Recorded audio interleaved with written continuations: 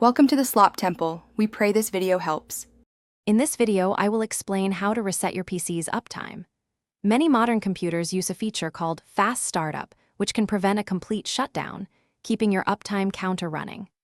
A fresh system start, achieved by fully resetting the uptime, can resolve mysterious performance issues and clear temporary files. It helps maintain the overall health and responsiveness of your computer, giving it a true clean slate. To check your current uptime, open Task Manager by pressing Ctrl, Shift, and Escape on your keyboard. Once Task Manager is open, click on the Performance tab at the top.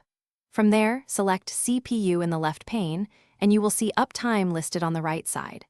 This number indicates how many days, hours, and minutes your computer has been active without a full power cycle. Observing this helps you understand if your PC is truly shutting down. The most effective way to reset your uptime is by performing a complete shutdown.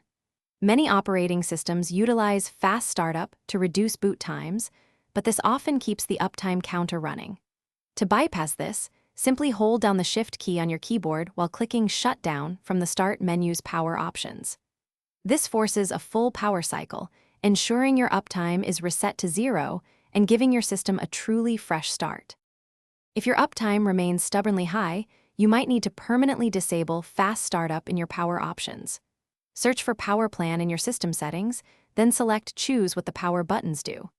Uncheck Turn on fast startup and save your changes. For extremely persistent uptime, after a full shutdown, physically unplug your PC from the wall for at least 10 seconds, allowing all residual power to drain. This guarantees a complete reset. Thanks for watching. Consider subscribing if we helped you.